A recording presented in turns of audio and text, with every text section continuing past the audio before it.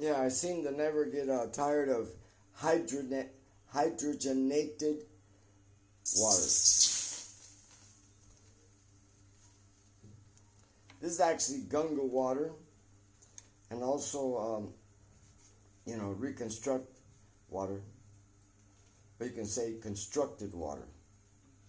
So, if I put it straight in the middle, what happens, it ruins, it's too much of a temperature change. But if I put it on the side, and it goes around, by the time it gets to the middle, and that's producing hydrogen. And it also, that water has H3O.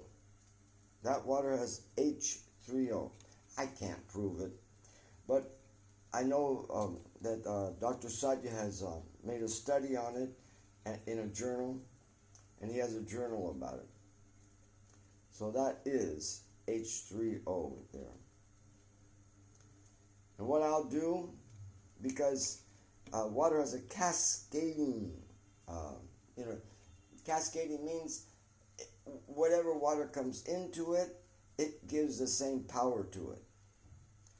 So I've got Gunga water here, and bacteria peg of Gunga water is in here. It's not going to die. Bacteria peg can't die. Bacteria peg can get even into the, when it's coming out, it's actually very hot, but it's coming out of a glacier, so it looks like it's cold, but it's very hot. The Gunga is very hot. And anyone that's near a volcano and the air of water reacting inside the volcano, it gives off this H3O also. Very good for your body. So bacteria peg is not going to be destroyed by this. Matter of fact, it's going to be enhanced. It's going to give it more power. Yeah. Bacteria peg is the bacteria that has been detected that is like a chakra. Generally, the chakra is going positive direction. And that positive direction of a chakra, the bacteria are generally in a negative direction.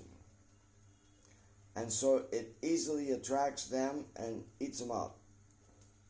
And comes out all right. So that bacteria peg is not going to disappear. Yeah. Hydrogenated water. You can see that it's not water in the same sense. It's not giving off steam and everything. But I'm going to go ahead and give it more, because I want to take this water and be able to use it myself. I want to consume it myself. I don't know how long the because it's unstable, I don't know how long the H3 stays within the water. When you see nature working, look at that. Yeah, that is water. That is very hot water. That's hotter than boiling water. That is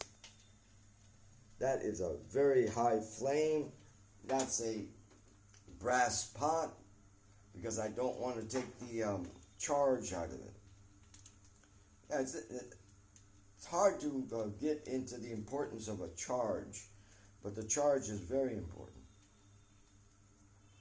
The charge is like a nature, like a you could say a human nature of a bacteria.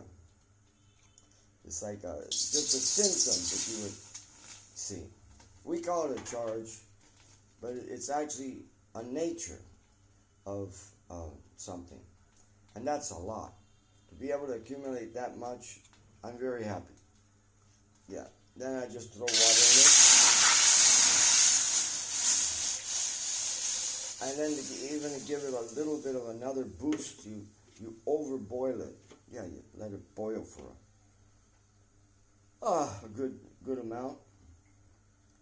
And then you cool it down, and then you take it. So it comes out very good water. Not just a little good, very good water. This water can change. This water has a strong existence. It's hard to change it, you know. And it has to go through a lot to be changed. It's got bacteria peg, it's got H3O, it's got, you know, it's just got everything in it. And just take a little bit of it, and I throw it into my container. And this kills the bacteria. If there's any bacteria in there. You don't, even for a tank, you don't need to throw boiling hot water, a lot of boiling hot water. All you have to do is a water that is a little hot, and you throw it in a tank. It will take away that smell that a tank gives of bacteria developing.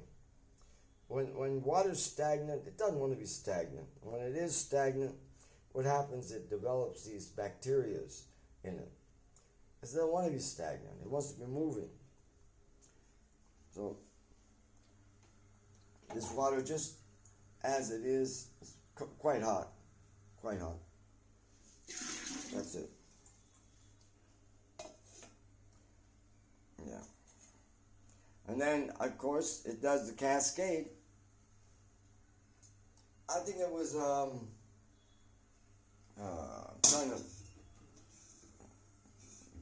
Ellis.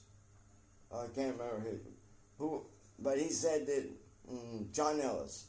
I'm thinking it's John Ellis. He said that a small amount of this type of water can change 10 gallons, or that would be, 10 times 4. Yeah, so 40 liters. It can change 40 liters into good water. That's how much the cascade, that it's very strong. Cascading is very strong.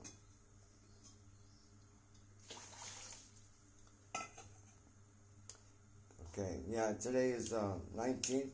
Tomorrow should start the official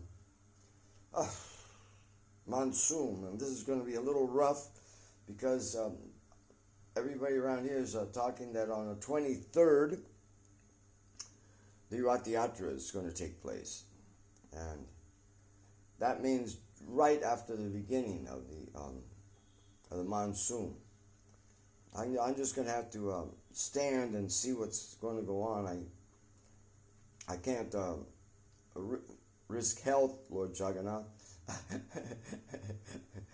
I can just put Lord Jagannath in my hand and then take him for a walk around Vrindavan instead of trying to go through a whole effort and then get everything soaking wet. Yeah. But that is what has been said. So 20th, the full-on monsoon, and then 3 days later, so it's going to be rough. Better we be cautious this year. And Krishna's in control of all these things. We got to just understand when to do something, when not to do something. Whew, my gosh. Yeah.